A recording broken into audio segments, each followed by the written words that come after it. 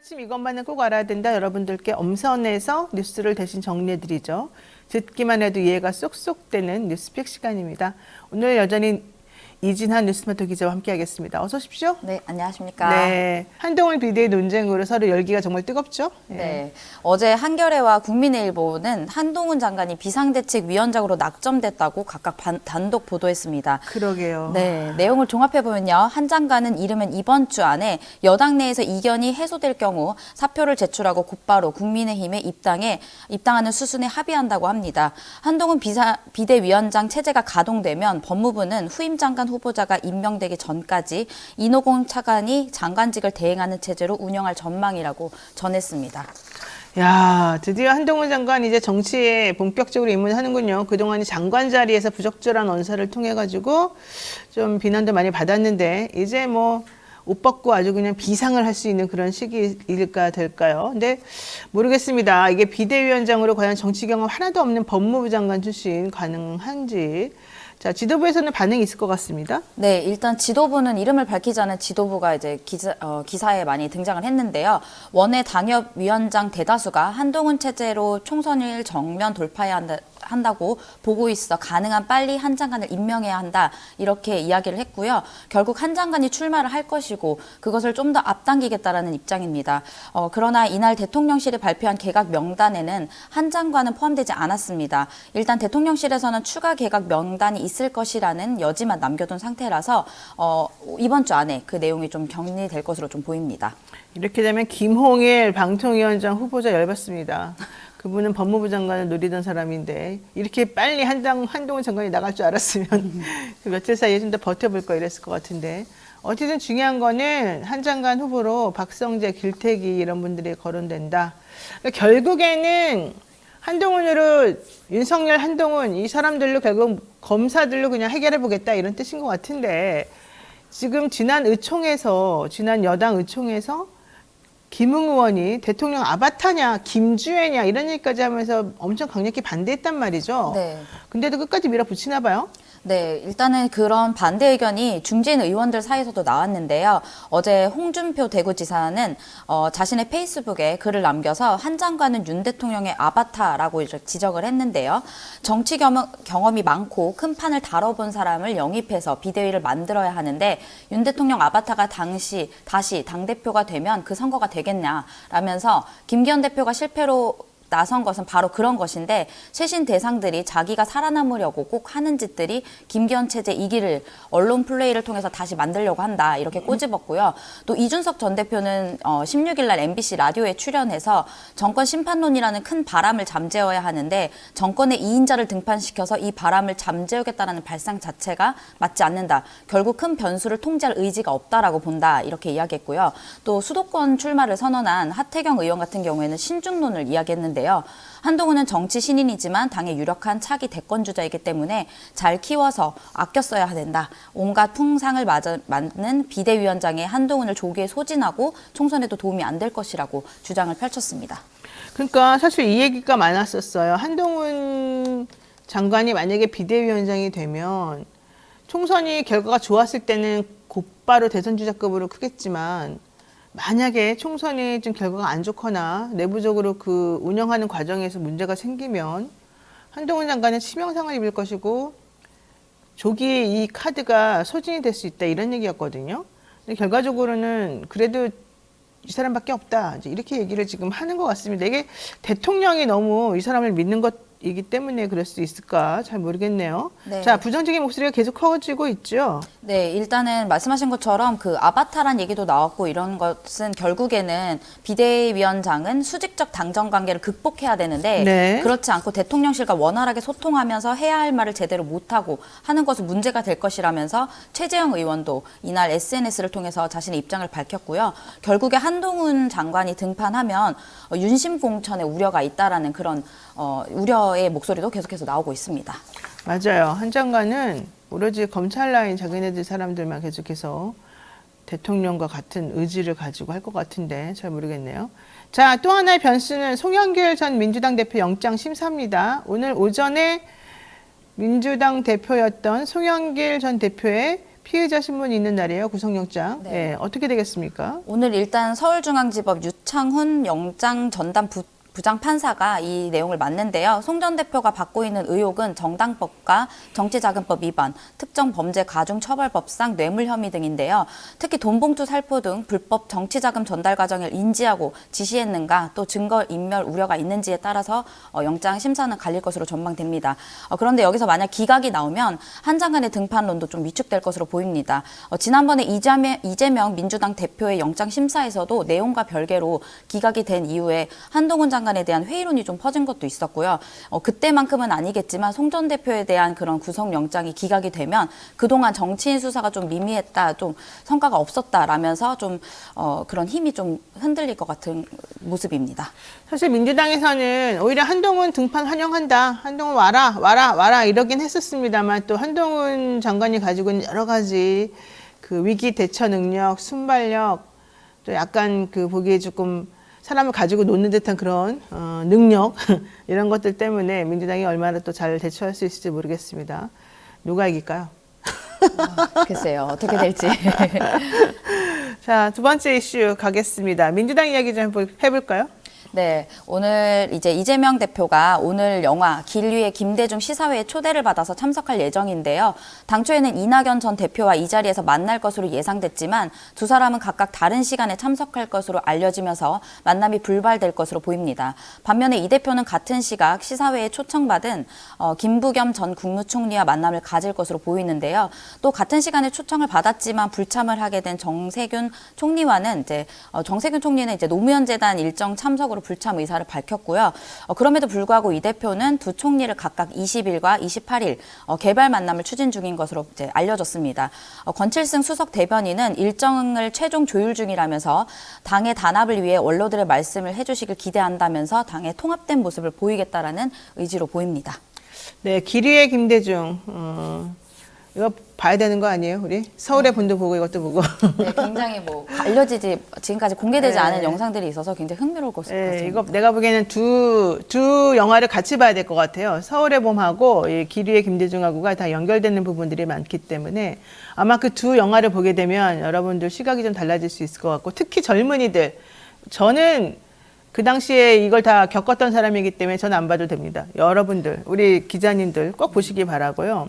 자, 어쨌든 중요한 거는 이 영화 시사회에 이재명 대표가 이낙연 전 대표랑 서로 따로따로 다른 시간에 이제 만나서 와서 본다는 건데 네. 핵심은 이낙연 전 대표가 김부겸 전 총리나 정세균 전 총리와 안 만난다는 거예요. 네, 원래는 맞습니다. 그 새 총리 연합설이 좀 있었는데 결국 오히려 이재명 대표하고 그 정세균 전 총리하고 그다음에 김부겸 전 총리 세 분이 만난다는 얘기여서 이 이낙연 총리 신당 만든다고 한 이후부터 좀 고립무원되고 있는 거 아니냐 이런 생각을 지금 해봤습니다. 자, 여기에 대해서 지금 이낙연 전 대표 신당 절대 안 된다 만류하는 사람들의 또 서명도 이어지고 있다고요? 네, 당내 최대 의원 모임인 더 좋은 미래, 더 미래라는 그 모임에서 지난 15일에 이 전 대표 신당 창당 철회 촉구 기자회견을 하기도 했는데요. 또 지난 14일부터는 강득구, 강준현, 이소영 의원이 이낙연 전 대표 신당 추진 중단 호소문이라는 제목을 글로 당내 의원들의 연서명을 받고 있다고 합니다. 어제 저녁 늦게까지는 한 90명 정도, 오늘 아침에는 100여 명이라는 또 보도도 나왔는데요. 오늘 좀 이제 오전 한 10시 정도 돼야지 좀 더 확인이 될 것 같고요. 어쨌든 이 연서명을 받고 있는 의원들은 서명에 참여한 의원들이 100명이 넘으면 기자회견을 할 예정이라고 밝혔습니다. 제가 보기엔 100명이 넘을 것 같아서 별로 신경 안 써도 될 것 같긴 한데 자, 100명 넘으면 기자회견 한다. 무슨 기자회견 할까요? 일단 뭐 친당 창당에 대한 반대를 좀 강력하게 호소를 할 것으로 보이고요. 또 이거와 관련돼서 이제 조국 전 장관도 뭐 이낙연 신당에 들어가는 것이 아니냐 뭐 이런 얘기가 나왔는데 조국 전 장관이 지난 16일에 진행된 박성호 검찰 독재 정치 탄압 대책위원회 기획위원장의 출판 기념식에 참석을 해서요. 이낙연 신당 움직임을 어떻게 보고 있냐라는 이제 기자의 질문에 갑자기 몇몇 사람들이 연락 와서 이낙연 신당으로 들어가냐 힘을 합치는 것이 아니냐 엉뚱한 이런 질문을 하고 있는데 같이 업무를 한 적은 있지만 이낙연 신당에 갈 일은 전혀 없다. 민주당을 포함해서 범민주, 진보 진영에 주어진 시대적 과제는 무능하고 무도한 윤석열 정권 심판인데 이 전 대표의 경로는 그것이 아닌 것 같다라고 밝혔고요. 또 이준석 대표도 같이 함께하겠다는 낙준연대라는 것이 얘기가 나왔는데 이거에 대한 이야기도 묻자 이준석 전 대표는 좀 시간이 필요하지 않냐. 또 탈당에 대한 명분을 쌓는데 조금 이낙연 대표는 조금 시간이 필요할 것 같아서 일단 서두를 필요는 없다 이러면서 약간의 거리를 둔 모습을 좀 보였습니다. 네, 원래 낙석연대라고 그러죠. 네, 낙준연대. 네. 자, 중요한 건 조국 전 장관도 여기에 합류할 생각이 없고 또 다른 민주당계 또 그쪽하고 친하다는 의원들도 사실은 거리를 두고 있다는 겁니다. 이렇게 되면 제3지대 멀리 나가서 다른 사람들하고 어떤 손을 잡을 수는 있겠지만 민주당 내에서는 힘을 그렇게 많이 못 받을 것 같아서 제가 보기에는 이낙연 전 대표 측에서도 좀 신중히 생각하지 않을까 생각이 조금 드네요. 지금 신당 추진 반대 움직임에 대해서 또 이낙연 전 대표가 뭔가 좀 반발을 했다고요? 네, 일단 세 가지를 반박했는데요. 신당 창당하지 말라가 아니라 정치를 어떻게 바꾸겠다, 민주당을 어떻게 바꾸겠다라는 먼저 말을 해야 된다라는 거를 첫 번째 얘기했고요. 두 번째는 태도가 잘못됐는데 그 정도면 저하고 무슨 대화를 한다든지 물어본다든지 해야 하는데 자기들끼리 그렇게 하고 있다라면서 일종의 서운함을 보이기도 했습니다. 끝으로는 국민을 잘못 봤다며 지금 국민은 정치를 이대로 줄 수 없다라는 아우성 같은 욕구가 거의 분출 단계이기 때문에 그것을 너무 쉽게 생각하는 것 같다면서 획기적인 변화 의지가 없다면 신당 창당을 계속해서 멈추지 않겠다 이렇게 이야기했습니다. 그러니까 조롱하고 모욕하고 압박하고 억압하고 그런 방식으로 해결해 왔기 때문에 그런지 몰라도 나에게 너무 무례하다. 이게 이제 핵심인 것 같아요. 나에게 이렇게 조금 뭐라고 하면 내가 금방 주저앉을 줄 알고 당신들이 나한테 이러는데 이거 옳지 않다. 획기적으로 나에게 뭔가 주지 않으면 나는 끝까지 가겠다. 이런 취지인 것 같죠? 결과적으로 아직까지 해결은 안 됐습니다. 하지만 분위기는 저번에보다는 훨씬 더 좀 누그러진 듯한 분위기죠. 네, 여기까지 해야 될 것 같습니다. 이진아 기자 수고 많으셨습니다. 감사합니다. 바쁜 아침 이것만은 꼭 알아야 된다. 여러분들께 엄선해서 뉴스를 전해드리는 그런 시간입니다. 듣기만 해도 이해가 쏙쏙 되죠. 뉴스픽 시간인데요. 오늘은 박용준 뉴스모터 기자와 함께하겠습니다. 어서 오십시오. 네, 안녕하세요. 네, 한동훈 비대위원장 얘기부터 먼저 해볼까요? 지금 여당 비대위원장이 누가 될지가 지금 제일 큰 관심사인데요. 네. 여전히 1순위는 한동훈 장관입니다. 사실 어제가 한 장관의 대관식으로 될 거다 이런 얘기가 많았습니다. 대관식이요? 예, 이제 보다 이제 강력한 추대를 할 거다 이게 이제 여당은 그런 추대를 좋아하거든요. 그래요? 그렇다고 대관식은 정말 너무한 거 아닙니까? 대관식이라니요? 황제도 아니고. 여당 쪽에서 대관식 얘기가 나오던데요. 그래요? 그래서 이제 윤재욱 원내대표가 일부러 이제 원내만 하는 의원총회가 아니라 원외까지 포함하는 이제 당협위원장 연석회의를 열었습니다. 좀 한 장관에게 보다 유리한 여론, 그리고 우리가 좀 밀어주는 분위기를 받쳐주겠다 이렇게 해서 빨리 이제 국면 전환을 하는 거죠. 그런 걸 기대하고 이제 한 장관도 어제 외부 일정을 취소했습니다. 그러면서 좀 추대를 기다리는 듯한 이런 분위기까지 보여줬는데요. 진짜요? 근데 막상 이제 그 회의가 열렸는데 회의 결과는 그렇지 않았습니다. 이제 결국 결론을 내지 못하면서 이제 한 장관의 추대는 다음으로 미뤄지게 됐습니다. 여전히 한 장관이 절반 이상을 어제 여론 얘기 들어보면 대세인 거는 확실합니다. 하지만 한 장관으로는 총선 승리에 대한 확신을 주지 못하면서 반발 또한 적지 않았습니다. 한 장관을 추대하려는 측이 내세우는 것은 다른 후보를 대비해 참신하다는 겁니다. 젊고 청년이나 여성 등 다른 유권자에게 다가갈 수 있다는 이유로 한 장관을 비대위원장으로 하는 게 맞다. 이런 얘기가 어제 많이 나왔습니다. 근데 반대로 한 장관이 비대위원장이 맞는가라는 의문도 끊이지 않습니다. 결국 정치 경험이 부족하다는 겁니다. 선거판에서 중요한 전략 전술을 모르니 선대위원장 정도가 적절하지 비대위원장으로는 오히려 산전수전을 다 겪은 원희룡 장관이나 김한길 국민통합위원장이 적합하다는 여론이 또 나왔습니다. 근데 어쨌든 원 장관이나 김한길 위원장이나 또 다 약점들이 각각 있기 때문에 결국은 이제 한동훈 장관 쪽으로 가는 것 같긴 한데 TV조선에서 또 한동훈 장관에 대해서 좀 띄워주는 것도 있었네요. 자, 중요한 건 이거죠. 원래 보수 정당이 의사결정을 빨리빨리 했단 말이에요. 위기에 봉착하게 되면 당명도 빨리 바꾸고 색깔도 바꾸고 막 이랬는데 이번에는 좀 오래 걸립니다. 이게 왜 그러는 건지 또 앞으로는 어떻게 되는 건지 좀 궁금합니다. 이제 어제 TV조선이 단독 타이틀을 달고 윤심이 한동훈 장관에게 향했음을 보여줬습니다. 이제 윤 대통령이 이제 직접적인 멘트를 했다는 건데요. 이제 한 장관에 대해서 정치 경험이 없지만 머리가 좋고 센스가 있어서 상황을 잘 돌파하지 않겠냐. 현재 거론되는 비대위원장 후보 중에 내 말을 가장 안 들을 것. 이렇게 얘기했다는 건데 일단 네. 얘기 전체를 보면은 비대위원장 후보에 대한 평가를 대통령이 하는 게 이게 적절하냐 이걸 또 볼 수 있고요. 네. 그리고 내 말을 가장 안 들을 것 이렇게 표현한 건 오히려 역설적으로 윤석열 아바타라는 그림자를 이제 윤 대통령이 직접 이제 벗겨주는 거 아니냐. 네. 그러니까 이제 마음껏 그냥 이 사람을 시켜주라. 이런 좀 암시를 준 건 아니냐 이렇게 볼 수 있습니다. 근데 이런 게 오히려 국힘이 지금 갖고 있는 약점과 한계를 고스란히 보여준 거라고 할 수 있는데요. 뭐 친이, 친박, 세복의 뉴라이트 이렇게 다 이렇게 한 대로 뭉치지 못하면서 당 안에서 자체적인 결론을 내지 못하고 또 습관적으로 용산에 기댄 거 아니냐. 이렇게 윤심 때문에 지금 상황이 초래됐음에도 총선 승리를 위한 그런 혁신 없이 또 정치 신인 한동훈의 개인기에 기댄 모습이다. 이렇게도 볼 수 있습니다. 그렇군요. 한동훈의 개인기에 기댈 것으로 보인다. 이거 되게 중요한 말인 것 같습니다. 어쨌든 대통령은 내 말 가장 잘 안 들을 거다. 이렇게 말하면서 자기의 아바타라는 이런 오명을 좀 벗어두려고 하는데 말하는 것 자체가 이미 그런 오명을 씌워주는 거 아닌가 이럴 수도 있겠습니다. 자, 두 번째, 교육에 대한 소식도 한번 얘기 들어보죠. 법원이 서울시의회가 추진하던 학생 인권조례 폐지 이 움직임에 제동을 걸었다면서요? 예, 서울행정법원은 어제 서울학생인권지키기 공동대책위원회가 제기한 서울학생인권조례 폐지안 수리와 발의에 대한 집행정지 가처분 신청을 인용했습니다. 국민의힘은 현재 지방의회에서 시행 중인 학생인권조례를 폐지하고 있는데요. 국힘이 3분의 2 이상의 의석을 차지하고 있는 서울도 김영기 의장이 주민 발의를 받아들이는 형태로 폐지를 추진 중입니다. 곧바로 공대위와 정규조는 무효 소송을 제기했습니다.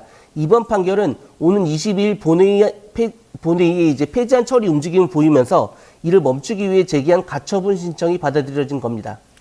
네, 조희연 교육감도 매일 1인 시위 지금 하고 있다고 하는데 결과론적으로는 학생 인권조례 폐지하면 안 된다 이런 내용인 거잖아요? 이번 판결은 이제 가처분 결정이기 때문에 이제 본안 소송은 진행 중입니다. 또 이제 주민 발의안 폐지안을 막더라도 의원 발의로 또 이게 돌려서 이렇게 하면은 이거를 막기는 어렵습니다. 앞서 충남에서도 이제 주민 발의는 막혔지만 의원 발의를 통해 결국 이제 학생 인권 조례가 이제 처음으로 폐지가 됐는데요. 네. 동아일보에서 사설을 하나 썼습니다. 이제 제목이 이제 학생 인권 조례 교권 내세워 폐지 말고 학생 책임 강화해야. 정작 보수 언론이나 동아일보에서도 학생 인권 조례 폐지가 문제점이 많다고 지적한 겁니다. 일단 학생 인권 조례를 교권 추락의 주범으로 보는 게 앞뒤가 맞지 않고요.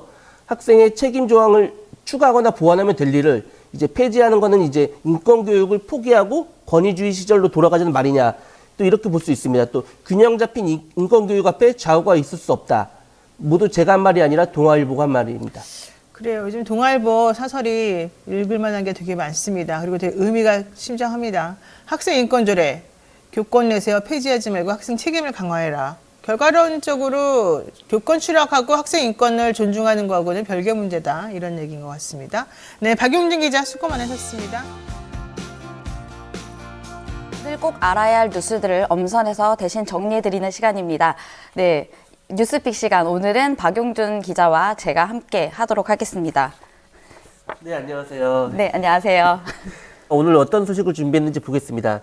어제 서울고등법원이 윤석열 검찰총장에 대한 정직 2개월의 징계 처분이 유효하다고 판단한 1심 판결을 파기하고 징계 처분을 취소한다고 선고했습니다. 내용 설명 부탁드립니다. 네, 2020년 12월 당시에 추미애 법무부 장관이 윤석열 검찰총장을 상대로 2개월 정직 징계 처분을 내렸는데요. 이때 윤 검찰총장이 곧바로 징계 절차와 내용이 모두 위법하다며 징계 처분 취소 청구 소송을 제기했습니다. 이때 추 장관이 징계를 내린 이유를 살펴보면 당시에 윤 총장이 주요 사건 재판부 분석 문건이라고 불리는 소위 판사 사찰 문건을 작성 및 배포한 것과 채널A 사건 감찰 방해와 수사 방해, 정치적 중립에 관한 부적절한 언행 등입니다. 지난 2021년 10월에 서울행정법원 1심 재판부는 징계 처분의 타당성이 충분히 인정된다면서 원고의 청구를 기각했는데요. 이번 2심에서는 이 부분이 뒤집힌 셈입니다. 사실 이 사건은 한동훈 법무부의 소극적인 변론으로 이제 패소할 결심이라는 논란을 낳기도 했는데요. 지난해 윤 대통령이 취임하고 한동훈 법무부 장관이 임명되면서 피고인 한 장관이 원고인 윤 대통령을 위해 소송 수행을 적극적으로 하지 않을 것이라 의혹이 제기된 것이죠. 네, 그래서 실제로 승소한 추미애 법무부 쪽 변호사들이 실제 교체됐고요. 새로 들어온 정무, 법무, 공단 변호사들이 항소심 과정에서 재판부로부터 신문이 부실하다면서 여러 차례 지적을 받기도 했습니다. 그래서 이제 패소할 결심이 아니냐 이런 얘기가 나왔는데요. 일단 항소심 재판부는 어떻게 봤냐면 징계를 청구한 사람은 사건 심의에 관여하지 못한다는 감사징계법 17조에도 불구하고 당시 추미애 법무부 장관이 1차 심의 기일을 지정 변경하거나 징계위원을 신규 위촉해서 징계위원장 직무대리로 지정한 행위를 두고 위법이라고 판단한 것입니다. 또 징계위원 기피 신청과 징계 의결 과정에서 정족수 요건에 미달했다. 그래서 이제 증인신문 청구를 합리적인 이유로 기각한 것도 적법 절차 원칙에서 어긋났기 때문에 위법이라고 판단했습니다. 윤 대통령의 변호사는 환영의 입장을 내놨다고요? 네, 일단 송경식 변호사인데요. 이분은 이제 선고 직후 취재진을 만나서 법이 사법부 질서가 원활히 기능하고 우리나라 법치국가의 실질을 견고히 지키고 있다는 그런 확인을 다시 한번 하게 돼서 굉장히 감사하다 이렇게 전했고요. 그러면서 패소를 하기 위해 힘을 뺐다라는 지적에 대해서는 강한 비판을 하기도 했습니다. 손 변호사는 어떻게 그런 생각을 할 수 있나? 아무리 정치적 편향성에 따라 사건을 보는 시각이 다를 수는 있겠으나 행정소송이라는 것이 그렇게 간단하게 진행되는 것이 아니고 1심에서 승소한 당사자가 지고 싶어서 어떤 행동을 취한다고 해서 법원의 판단이 달라지는 것도 아니다 라면서 그런 생각은 사법부와 사법 질서를 모욕하고 폄훼하는 질 낮은 발언이다 이렇게 말했습니다. 민주당 쪽에서는 이제 한 장관을 강하게 비판했을 것 같은데요. 네, 일단 민주당 검찰 독재 정치 탄압 대책위원회는 윤 대통령의 검찰총장 시절 저지른 권한 남용 범죄를 덮기 위해서 한 장관이 또 다른 권한 남용을 저지른 꼴이라면서 이야기를 했고요. 또 추 전 장관은 이날 자신의 페이스북에 재판 쇼도 잘한다. 패소할 결심, 시나리오 연출, 배우로서 연기 모두 마치느라 수고하셨고 정치 무대로 이동할 일만 남았다. 두 눈 뜨고 있는 국민을 직면해서 쇼가 안 통한다는 것을 실감하셔야겠다. 이렇게 말을 했습니다. 한 장관이 연일 화제인데요. 이제 어제는 국회를 찾아서 여당 비대위원장 결심 여부와 김건희 명품백 의혹에 대해서 답했다고요. 네, 일단 제가 여러 가지 좀 많이 이야기를 했는데요. 일단 어제 오후 법제사법위원회 출석을 위해서 국회를 찾은 한 장관을 향해서 이제 기자들의 질문이 쏟아졌습니다. 먼저 여당 비대위원장에 대해서 묻자 제가 직접 어떤 제안을 받은 것이 아니어서 비대위 구성 문제에 대해서 공개적으로 말씀드릴 건 아니다. 이런 식으로 해서 좀 말을 아꼈습니다. 또 정치 경험이 없다라는 또 일각의 비판에 대해서는 세상의 모든 길은 처음에 다 길이 아니었다. 많은 사람들이 같이 하면 길이 되는 것. 이러면서 진짜 위기는 경험 부족보다 과도하게 계산하고 몸살일 때 진짜 위기가 오는 것이라고 말을 했고요. 또 윤석열 아바타 질문에 대해서도 이야기를 했는데 이거는 이제 이재명 대표를 맹목적으로 추종하고 절대 복종하니까 남들도 그런다고 생각하냐 이렇게 얘기를 했습니다. 또 어제 김건희 특별법에 관한 이야기도 했는데요. 일단 처음에 말한 거는 법 앞엔 예외는 없어야 된다. 이렇게 얘기하면서 수사 상황을 생중계하게 되는 독소 조항이 들어있다라면서 사실상 이제 특검법을 하지 않겠다. 이런 식으로 좀 해석이 되는 부분이 있었고요. 또 민주당이 원하는 선전성동을 하기 좋은 시점에 특정해서 만들어진 악법이라고 이야기를 했습니다. 그러면서도 이제 재차 이거에 대해서 묻자 기자들에서 아까 묻지 않았냐 이런 식으로 해서 조금 불편한 모습을 또 보이기도 했습니다. 그러면 두 번째 뉴스픽 진행하겠습니다. 그러면 네. 이번 주 국회에서 청문회가 계속 진행되고 있는데요. 어제는 이제 안보 라인에 대한 인선 발표까지 있었습니다. 이제 소개 부탁드립니다. 네, 이번 주 청문회 위크라고 볼 수 있을 정도로 줄줄이 청문회 일정이 잡혀 있었는데요. 어제 윤 대통령이 신임 국가정보원장 후보로 조태영 국가안보실장을 그리고 외교부 장관 후보에는 조태열 전 유엔 대사를 각각 지명했습니다. 최근 북한의 장단거리 탄도미사일 발사가 이어지면서 한반도 위기가 고조되는 가운데 3주 넘게 공석이었던 국정원장 후보 자리에 현직 안보실장을 지명한 것인데요. 외교부는 현직인 박진 장관을 총선 출마를 이유로 수장 교체를 하기 위해서 이제 주먹구구식 인사라는 이제 비판의 목소리가 나오고 있습니다. 대통령실에서는 후보자 발표와 함께 뭐라고 했나요? 일단 김대기 비서실장이 어제 브리핑을 통해서 조태영 후보자가 대미 관계와 대북 안보 라인 문제에 모두 정통하고 경륜이 풍부하다고 했고요. 조태열 후보자는 경제와 안보가 복합적으로 얽혀있는 국제 환경 속에서 경제통상 전문성과 외교적 감각을 갖췄다고 이렇게 설명을 했습니다. 또 일단 조태영 후보자는 정통 외교관 출신으로 윤석열 정부 초대 주미 대사를 맡았다가 지난 3월에 김성한 전 안보실장의 사퇴로 국가안보실장에 전격 임명됐고요. 이번에는 이제 지난달 26일 내부 인사 다툼 이후로 김규현 국정원장이 경질된 후에 그 자리를 메우려고 다시 이동하면서 안보실장 임기인 9개월을 채우지 못했습니다. 이번에 외교 안보 진용 인사가 주먹구구식 돌려막기로 이루어졌다는 이제 비판이 나오는 대목인데요. 네, 이 부분에 대해서 뭐 어떤 데서 일각에서는 박진현 장관의 문책으로 연결짓는다라는 해석도 있었습니다. 뭐 엑스포 관련 때문인데요. 네. 이어서 예, 대통령실은 현재 1실장, 2차장인 안보실 직제를 경제안보 분야 차장을 추가한 3차장 체제로 확대하겠다고 밝혔습니다. 이 내용은 어떻게 되나요? 네, 일단 대통령실 고위 관계자는 과거 자유무역주의에서 평온하던 국제 경제 질서에도 지각 변동이 일어나고 공급망도 중요한 상황이라고 이제 얘기하면서요. 현재 안보실 직제는 대통령령으로 규정되어 있어서 조만간 이를 개정하고 신임 3차장을 발표할 것으로 예상됩니다. 조태용 안보실장이 국정원장으로 차출되지만 조 실장은 인사청문회까지 안보실장직을 일단은 유지한다라는 얘기인데요. 또 안보실에서는 경제 안보를 담당할 3차장을 또 신설하기로 했습니다. 이에 따라서 안보실 산하에서 1차장은 외교, 2차장은 국방, 3차장은 윤 대통령이 강조한 경제 안보를 맡게 됩니다. 네, 다만 이제 조태영 안보실장이 국정원장 후보로 지명됐지만 이날 후임 안보실장 인선은 발표되지 않았는데요.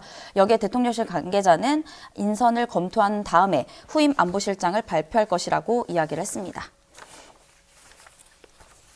네, 이번 개각은 워낙 이제 많은 부처에서 이뤄지면서 총선용 개각이라고까지 얘기가 나오는데 좀 어떤 부처에서 어떤 식으로 이루어지는지 좀 부탁드립니다. 네, 전체 부처 19곳 중에 절반에 육박하는데요.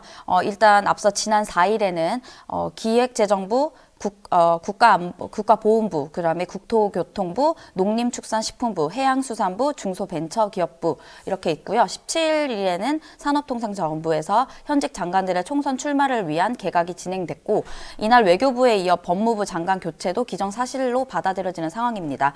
이에 따라서 이번 주 청문회 위크가 가동되고 있는데요. 한 장관까지 정치 입문을 하게 되면 교체 대상이 더 확대될 것으로 보입니다. 다만 대통령실의 한 장관의 후임자는 곧바로 지명하기보다 차관 대행 체제를 운영하면서 후임자를 물색한다라는 방침입니다. 네, 이진아 기자 수고하셨습니다. 바쁜 아침 이것만은 꼭 알아야 된다. 여러분들께 꼭 들려드려야 될 뉴스만 엄선해서 알려드리는 그런 시간입니다. 듣기만 해도 이해가 쏙쏙 되는 뉴스백 시간인데요. 오늘은 박용준 뉴스마토 기자와 함께하겠습니다. 어서 오십시오. 네, 안녕하세요. 네, 요즘 독감이 심하게 유행하고 있고 감기도 많이 유행하는데 괜찮으십니까? 목소리가 안 좋으신데? 겨우 버티고 있습니다. 네, 사실 저도 지금 감기가 심하게 걸렸습니다. 자, 한동훈 법무부 장관이 정치 데뷔를 앞두고 있습니다. 여권이 직면한 과제, 지금 김건희 특검 28일부터 문제가 될 텐데요. 본인들 주장에 의하면 독소 조항이 있다 이런 얘기도 좀 나오고 있고요. 또 윤재욱 원내대표도 이게 부응하여 반헌법적 악법이다 이런 얘기까지 했습니다. 이게 도대체 무슨 얘기인지 구체적으로 좀 들려주실까요? 예, 한동훈 장관이 얘기한 김건희 특검법의 문제는 크게 세 가지입니다. 첫 번째, 특별검사의 추천권이 국힘엔 없다는 겁니다. 법안을 보면 대통령이 속한 교섭단체는 제외됐습니다. 민주당과 정의당이 각각 한 명씩 추천하면 여기서 대통령이 골라야 하는데 친야 성향의 법조인 둘만 추천한다면 이게 편파적이라는 얘기입니다. 두 번째는 특별검사가 언론 브리핑을 할 수 있다는 조항인데 수사 과정이 생중계될 수 있다는 겁니다. 법안을 보면 피의 사실은 빠져 있지만 수사가 진행되고 매일 브리핑하다 보면 수사 내용이 공개될 수밖에 없다는 겁니다. 세 번째는 내년 총선을 겨냥한 법이라는 주장인데 김건희 특검이 내년 대략 2월 중순쯤 수사를 시작합니다. 그럼 수사 기간이 대략 한 70일인데 이렇게 되면 4월 10일 내년 총선과 딱 맞물립니다. 총선 기간 내 직접적인 영향을 행사할 수 있기 때문에 문제가 있다는 겁니다. 여권에선 한 장관이 제기한 대로 독소 조항을 제거하고 총선 이후로 연기한다면 수용할 수 있다는 여론이 형성되고 있습니다. 여당의 판단대로라면 특검 수사 자체는 정치적 공세에 불과하기 때문에 문제되는 부분만 해결한다면 못 받아들일 이유가 없다는 얘기까지 나오고 있습니다. 특히 거부권을 행사하면 재의결 절차에 들어가는데 독소 조항이나 총선 이후 연기로 물타기를 하면서 이걸 프레임 싸움을 좀 앞서 나가자. 그러면 적어도 여당표 이탈을 막을 수 있다. 이런 얘기가 지금 나오는 상황입니다. 근데 지금 문제가 된다는 세 가지 전부 다 예전 특검에 다 있었던 얘기거든요. 이게 특별한 게 하나도 없어요. 그래서 예컨대 최순실 특검할 때도 특별검사가 언론 브리핑 계속 했고요. 또 추천권도 마찬가지고 총선 겨냥 뭐 이건 뭐 타이밍상 그렇게 된 부분이기 때문에 어쩔 수 없고. 결과적으로는 예전에 했던 거는 다 괜찮은데 지금 하려니 안 된다. 이런 얘기 같아요. 이게 이제 한동훈 장관다운 답변이다. 이런 얘기도 지금 나옵니다. 야당에서도 반응이 있을 것 같습니다. 일단 그 앞에 어떤 사례가 있었는지를 먼저 보면은 이번에 김건희 특검법에서는 방금 얘기한 것처럼 이제 윤 대통령이 민주당과 정의당이 얘기한 2명 중 1명을 고르는 방식인데 이러면 이제 정의당이 이제 윤 대통령 입장에서는 민주당이 추천한 사람을 배제할 가능성이 높기 때문에 정의당이 추천권을 쥐고 있다 이런 얘기가 나옵니다. 네. 근데 앞서 이런 사례가 말씀하신 드루킹 특검 그 김경수 전 경남지사가 연루됐던 거죠. 거기서도 있었고요. 또 박근혜 전 대통령과 관련된 최순실 특검 그때도 새누리당을 제외했습니다. 네. 그러니까 앞서 사례가 이게 충분한 거죠. 네. 또 이제 앞서 그러면 수사 상황 생중계 언론 브리핑은 뭐 사례가 없냐? 그렇지도 않습니다. 특검의 언론 브리핑은 앞서 고 이해람 중사 특검법과 드루킹 특검에서 사례를 찾을 수 있습니다. 또 윤석열 대통령이 수사팀장으로 한 장관이 수사팀에 몸담았던 최순실 특검 때도 같은 조항이 있습니다. 특검 수사가 필요할 만큼의 사회적 주목을 받는 사건에 대한 언론 브리핑을 악법의 근거로 내세우기엔 다소 무리가 있어 보입니다. 또 야당에선 지금 한 장관의 문제 제기와 상관없이 오는 28일 처리 방침에 변화가 없다는 입장인데요. 독소 조항 자체 이미 앞선 사례가 충분하고 시기도 총선 이후로 미룰 필요가 없다는 겁니다. 총선 이후로 특검 미루자는 얘기도 애초에 여당이 특검법 통과에 협조했으면 총선까지 끌 일도 아니었다는 겁니다. 내가 하면 로맨스, 남이 하면 불륜, 내로남불 얘기 나오고 있는데요. 총선 영향이 문제라 특검을 미룬다면 야당 정치인에 대한 수사도 총선 이후로 미뤄야 한다는 겁니다. 당장 송영길 전 대표가 구속된 상황에서 1월에 기소하고 이후부터 이제 한 명씩 돈봉투 수수 의혹을 받는 의원들을 소환한다면 총선에 영향을 끼치지 않을 수 없습니다. 정치적 거래보다는 법과 원칙에 따라 공평하게 처리돼야 한다는 얘기입니다. 그러니까 이게 여당에서 예를 들면은 당시 새누리당에서는 추천 못하게 한 것도 다 이유가 있는 거지 않습니까? 힘을 가지고 있는 여당에서 추천권을 가지게 된다면 특검의 의미가 없거든요. 그렇기 때문에 이런 얘기는 사실 말이 안 되는 거고 또 그리고 원래 김건희 특검 하겠다고 했을 때 그냥 오케이 했었으면은 이 총선까지 연결될 일도 아니었던 거죠. 그러니까 진짜 내로남불 극치를 달린다 이런 얘기까지 지금 나오고 있는 상황이 된 겁니다. 근데 저는 이건 좀 반대인데 총선 이후로 특검을 미루고 야당도 수사를 총선 이후로 미룬다. 이것도 좀 둘 다 이상한 것 같은데요. 그냥 원칙대로 하는 게 맞지 않겠습니까? 그래서 그냥 법과 원칙에 따라서 그냥 둘 다 하는 게 맞다고 봅니다. 왜 어쩔 때는 법과 원칙에 따르자 그러고 어쩔 때는 그렇게 하면 안 된다 그러고 그 기준이라는 게 참 엿장수 맘이냐 이런 얘기까지 안 할 수가 없네요. 자, 또 봅시다. 예산 전쟁 결국 민주당이 판정승했다 이런 얘기가 나오네요. 예. 자, 좀처럼 합의하기 힘들어 보였던 이 내년 예산안 극적 타결됐다고 하는데 어떻게 이게 좀 해결이 된 겁니까? 윤재욱 원내대표랑 홍익표 민주당 원내대표는 어제 회동을 갖고 내년도 예산안 처리를 위한 합의문을 발표했습니다. 합의된 657조 원 규모의 내년 예산안을 보면 그건 오늘 이제 국회 본회의에 처리될 전망인데요. 이제 그 예산안은 총액 수준은 이제 정부안이랑 비슷합니다. 근데 그 안에는 4조 2천억 정도가 이제 증감이 이루어졌는데 이제 오르기도 하고 내리기도 해서 그 전체 총액은 맞췄다는 겁니다. 세부적으로는 정부가 5조 원 넘게 삭감한 R&D 예산은 6천억 원을 늘렸습니다. 세계 잼버리 대회 파행 이후 5천억 넘게 대폭 깎였던 새만금 관련 예산도 입주기업 활동과 민간 투자 유치 사업 용도라는 단서를 달아서 3천억 원 복구했습니다. 아예 없어질 위기에 처했던 지역화폐 예산도 3천억 원이 배정돼 올해와 비슷한 수준을 유지했습니다. 다만 내년도 대통령실 해외 출장 예산만큼은 여야가 거리를 좁히지 못하면서 결국 정부 원안대로 올해보다 22억 원 늘어난 271억 원으로 확정됐습니다. 방금 얘기한 것처럼 100% 복구까지는 못했어도 한숨 돌릴 만한 수준은 됐다는 평가가 나오고 있습니다. 여야의 간극이 컸지만 더 이상 늦어지면 국회 선진화법 시행 이후 최장 지각 처리라는 오명을 쓰게 돼 어떻게든 합의가 불가피한 상황이었는데요. 그리고 이 상황은 당대표 거리 상태인 여당에 더 불리하게 작용했다는 겁니다. 지금보다 더 뒤로 미뤄질수록 김건희 특검 저지에 힘을 집중하지 못하는 상황이 여당의 발목을 잡았다는 겁니다. 네, 그러니까 R&D 예산이 어쨌든 5조나 삭감이 됐었는데 그래도 조금은 늘렸군요. 6천억 원 정도 늘렸고 잼버리 때문에 그때 한창 욕먹었던 새만금 관련 예산 이것도 역시 3천억 정도는 또 복구를 해줬고 지역화폐 예산도 3천억 정도 또 배정이 됐다는 거는 그나마 다행인 것 같습니다. 그렇지만 R&D 예산이 참 많이 깎였군요. 네. 이게 좀 안타까운 상황입니다. 근데 중요한 거는 그래도 민주당의 의원 수가 좀 많고 지금 그래도 같은 움직임을 이 내부에서도 보이고 있기 때문에 이게 좀 가능했던 것 같은데 이게 만약에 다른 방향으로 예를 들면 의원 수가 좀 적다거나 힘이 좀 없다거나 이러면 또 이런 것도 제대로 못할 가능성이 좀 있겠네요. 자, 어쨌든 중요한 거는 여당이 상황이 녹록지 않았기 때문에 또 양보를 할 수밖에 없었다는 거죠. 지금 김기현 당대표 없어지고 그러니까 사퇴하고 그리고 지금 아직 정비가 안 된 상태 그리고 또 김건희 특검이 있기 때문에 본인들이 뭔가 계속 주장하기 좀 어려웠던 상황 이런 것들이 영향을 미쳤다는 건데 이게 바로 되게 중요한 부분인 것 같아요. 예. 자, 예산안 처리는 뭐 어느 정도 지금 해결이 됐고요. 그럼 이제 남은 거는 김건희 특검에 대한 싸움인 건가요? 연말정국은 여전히 지뢰밭인데요. 이제 앞서 얘기한 것처럼 김건희 특검은 여야 대립이 벌써부터 뜨거운 상황이고요. 이를 앞두고 이제 여당은 비대위원장 인선을 마무리해야만 이제 김건희 특검에 이제 올인할 수 있는 그렇게 상황이 펼쳐집니다. 윤지옥 대표 권한대행은 어제 상임 고문단과 만나 의견 수렴을 마쳤습니다.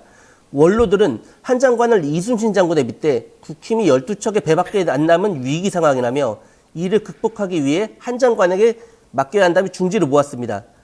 한 장관이 모든 길이 처음에는 길이 아니었다. 그러니까 처음이어도 할 수 있다. 이러면서 이제 사실상 당내에 지금 반발 여론도 좀 잠잠해진 상황인데요. 이르면 이번 주말쯤 한동훈 비대위를 출범시킬 것으로 예상됩니다. 개최 3일 전 공고해야 하는 정국위 규정이 있거든요. 근데 이걸 고려했을 때 24일쯤 정국위를 열어서 한 장관을 비대위원장으로 정식 임명한다. 지금 이런 얘기가 나오고 있습니다. 이야, 이거 진짜 한동훈 장관은 지난번에 강감찬을 임진왜란 때 쓰냐 이런 얘기까지 나오더니 이제는 또 이순신 장군이 얘기까지 나왔습니다. 도대체가 이 여당의 국회의원들은 한 장관을 진짜 무슨 엄청나게 높으신 수령동지처럼 생각하시는 건 아닌가? 상당히 좀 재미있는 상황이 벌어졌군요. 지금 한 장관도 본인이 적극적으로 하고 싶다는 의지를 표명한 거죠. 일단은 하겠다. 나는 그래도 처음이어도 할 수 있다. 할 수 있다 정도까지는 한 것 같으니까요. 어제는 뭐 그래도 구체적인 추가 입장은 안 냈거든요. 어제는. 예. 왜냐면 더 내면은 그 모양새가 좀 웃기지 않겠어요? 원희룡 장관이 본인은 할 생각이 없다 또 이런 얘기 하니까 아마도 주변은 다 정리하고 결국 한 장관 추대하는 형식으로 이제 가게 될 것 같은데 한 장관이 하면 잘할까요? 그 기자들은 어떻게 생각하나요? 처음이라 그래도 좀 어려운 부분이 생기지 않을까 그렇게 보고 있습니다. 그렇죠. 지금 사실은 이게 보는 것하고 좀 많이 다를 것도 같고 완벽하게 검찰 진두주의 체제가 다 들어가게 되면 사실은 상당히 오히려 더 우리가 우려하지 못했던 예상하지 못했던 곳에서 문제가 터질 수도 있습니다. 지금 김기현 대표도 자기 총선 나간다고 지금 그러고 있으니까 또 용산하고 사이도 좀 안 좋아지는 것 같고 여러 가지 문제가 있는 것 같은데 여담으로 하나만 더 얘기하고 정리하겠습니다. 어제 이준석 전 대표 어떤 유튜브 나가가지고 안철수 의원에 대해서 욕했다면서요? JTBC 방송 나가가지고 네. 그래서 그 전에 여의도 식당에서 왜 둘이 이제 옆 방이죠. 옆방에 앉아 있다가 이제 서로 얘기를 본의 아니게 이렇게 고성이 오간 적이 있잖아요.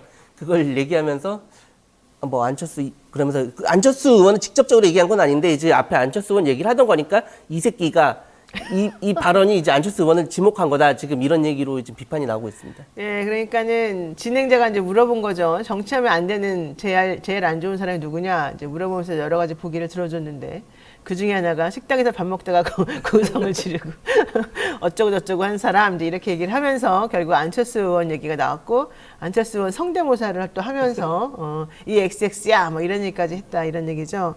어쨌든 그래도 재빠르게 이준석 대표가 사과를 해서 좀 정리는 됐습니다만 안철수 의원 입장에서 매우 기분 나쁠 수밖에 없는 그런 상황이었던 것 같습니다. 네, 어쨌든 여러 가지 측면에서 정치라는 게 참 재미도 있고 웃지 못해 천국도 벌어지는 것 같고 그렇군요. 알겠습니다.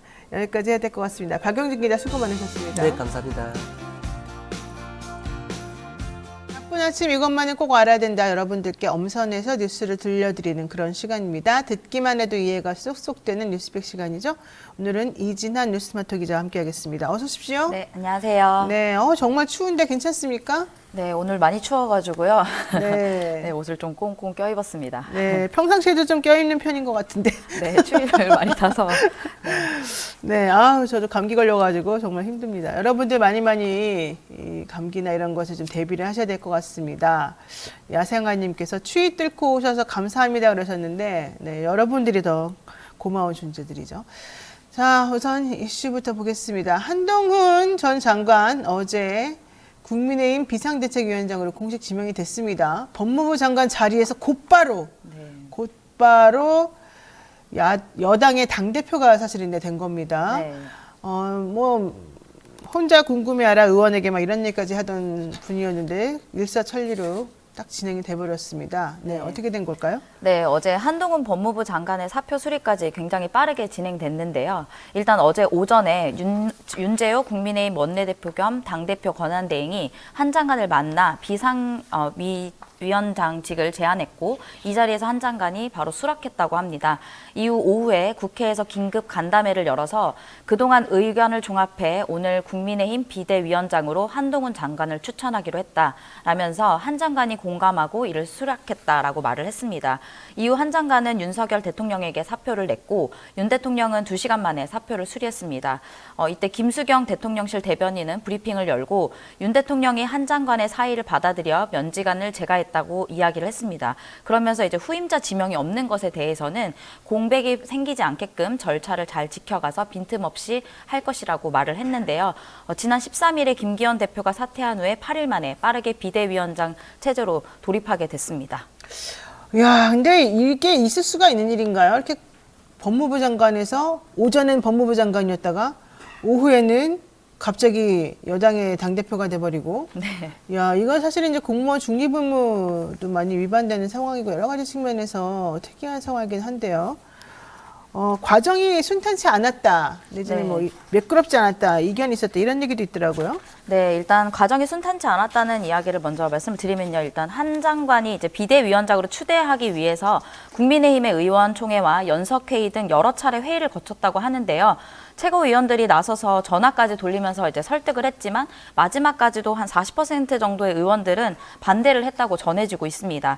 이 반대는 한동훈이란 사람 자체가 아니라 하필 지금이냐 이런 내용과 용산 직할체제라는 것에 대한 우려였습니다. 이런 우려를 불식시키려고 하는 것인지 어제 저녁 채널A에서는 단독으로 윤 대통령 한동훈 있는 그대로 말해줄 사람이라는 이제 내용의 단독 보도가 나왔습니다. 이 내용을 좀 살펴보면요. 최근 윤 대통령이 참모들과 자리에서 검사 시절부터 한동훈의 상사로부터 지시해본 적 없고 늘 의견을 구해왔다 라면서 있는 그대로 나에게 말해줄 수 있는 사람이라고 이야기를 했다고 전했습니다. 결국 수직적인 당정관계가 될 것이라는 당 안팎의 주장을 좀 반박하는 내용으로 풀이됩니다. 근데 솔직히 저는 순탄치 않았다는 말을 좀 믿기가 어렵습니다. 그 한동훈 장관의 발언이나 태도를 보게 되면 미리 대통령하고 사전에 조율된 듯하고 본인도 노신의 이야기 뭐 처음부터 기일이었던 것은 없다 뭐 이런 얘기까지 하면서 네. 본인이 하고 싶다는 뜻을 솔직히 좀 비쳤거든요. 그러면서 또 9회 말 투아웃 상황이다 뭐 이런 얘기도 했고요. 서민과 약자 이런 얘기도 했지 않습니까? 네, 어제 오후 5시에 정부 가천청사에서 열린 법무부 장관 이임식에서 한 장관이 서민과 약자의 편에 서고 싶었다. 그리고 이 나라의 미래를 대비하고 싶었다라면서 뭔가 준비된 이야기를 멘트를 했고요. 저는 잘하고 싶었다. 동료 시민들의 삶이 조금이나마 나아지게 하고 싶었다. 이런 말을 하면서 그러면서 이제 앞으로 제가 뭘 하든 그 일을 마칠 때까지 제가 똑같이 말할 수 있었으면 좋겠다. 이렇게 덧붙여서 자신의 뭔가 소신을 밝히겠다라는 그런 의지가 아니냐 이런 뭐 해석도 있었고요. 뭐 이후에 이제 이날 한 장관은 이임식이 끝나고 기자들을 만나서 비대위원장을 수락하게 된 배경을 물어봤습니다. 그랬더니 이제 비상한 현실 앞에서 잘할 수 있겠지란 막연함, 자신감보다 동료 시민과 나라를 위해 잘 해야겠다라는 책임감이 더 크다라고 밝혔고요. 그러면서 준비된 멘트로 이제 정치인의 약간 행보처럼 9회 말 투아웃 스트라이크 상황이면 원하는 공이 들어오지 않아도 스트라이크인지 볼인지 애매해도 후회 없이 휘둘러야 한다고 생각한다라고 말을 했는데요. 사실 야구를 아시는 분들은 이런 부분에서는 정말 더 잘 쳐야 되는데 볼을 오히려 골라야 되는 게 아니냐 이런 지적도 나오기도 했습니다. 그렇군요. 네. 투아웃, 투 스트라이크, 투투 상황에서는 사실은 네. 쳐야 되냐 말아야 되냐 고민을 많이 해야 되는데 그냥 무조건 쳐야 된다라는 취지의 말은 옳지 않다. 네. 이런 얘기였던 것 같아요. 자, 그렇지만 어쨌든 지금 당 내에서도 그렇고 당 밖에서도 그렇고 우려하는 사람들이 많죠? 네.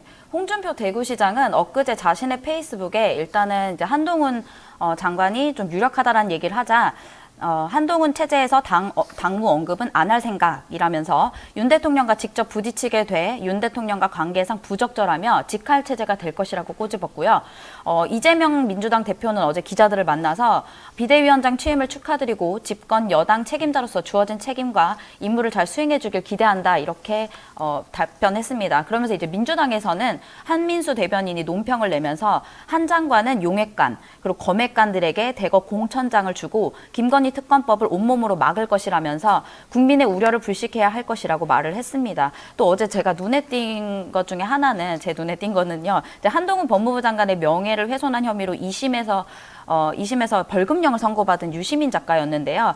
유시민 작가는 이제 과거 채널A 사건을 언급하면서 듣기 싫겠지만 내 경험을 들어서 한마디 하겠다 하면서 이제 한 장관을 향해서 이야기를 했는데요.